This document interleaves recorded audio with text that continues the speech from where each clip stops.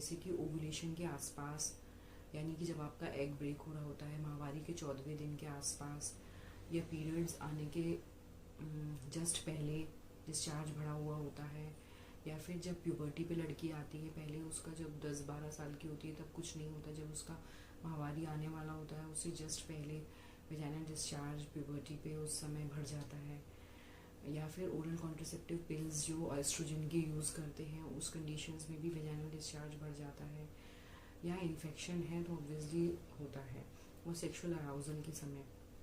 तो vaginal discharge के लिए हमारी बॉडी में वेजाइना के दोनों तरफ बार्थोलिन्स ग्लैंड्स होती हैं, और इसके अलावा यूरिथ्रा के आसपास स्कीन्स ग्लैंड्स होती हैं। ये वेजाइनल को नेचुरली मॉइस्ट रखती हैं, और इन्फेक्शन से वेजाइनल फ्लोरा होता है बैक्टीरिया का, तो वो उसको इन्फेक्शन से प्रोटेक्ट करती है। नॉर्मली वेजाइनल की पीएच जो है एसिडिक होती है 4 to 4.5, ठीक है। तो एसिडिक पीएच में बैक्टीरिया ग्रो नहीं कर पाते।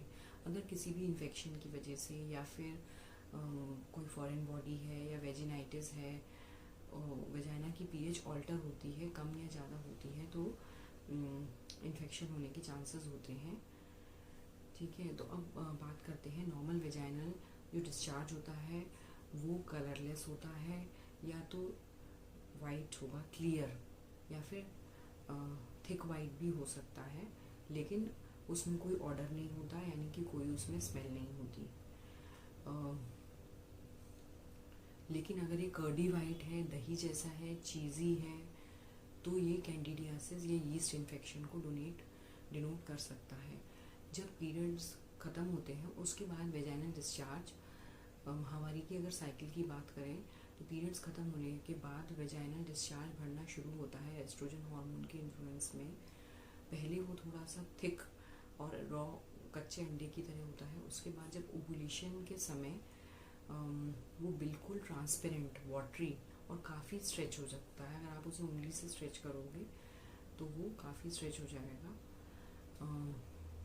तो ये जो है इससे भी आपके फर्टिलिटी और फर्टाइल डेज का भी पता चल सकता है। जिस समय आपका बिल्कुल वाटरी और बहुत स्ट्रेचेबल, अगर आप उंगली के बीच में लोगे तो इतना तक भी वो फैल जाएगा, इस तरह का वेजाइनल डिस्चार्ज है, तो वो आपकी बहुत फर्टाइल डेज हैं ओवुलेशन के। कई बार आप ओवुलेशन के किट्स अवेलेबल नहीं होते, पेशेंट को नहीं पता होता कि किस समय उसको हस्बैंड से कांटेक्ट करने से ज़्यादा प्रेगनेंसी के चांसेस हैं, तो ये वेजाइनल डिस्चार्ज से भी आपको आइडिया लग सकता है। तो ऐसा वेजाइनल डिस्चार्ज में कोई स्मेल नहीं होगी, ये नॉर्मल होता है। इसके अलावा कुछ सर्विक्स की कंडीशंस होती हैं, जैसे सर्वाइकल इरोजन, सर्वाइकल एक्टोपी, उन कंडीशंस में भी vaginal discharge from cervical endometrial glands बढ़ जाता है।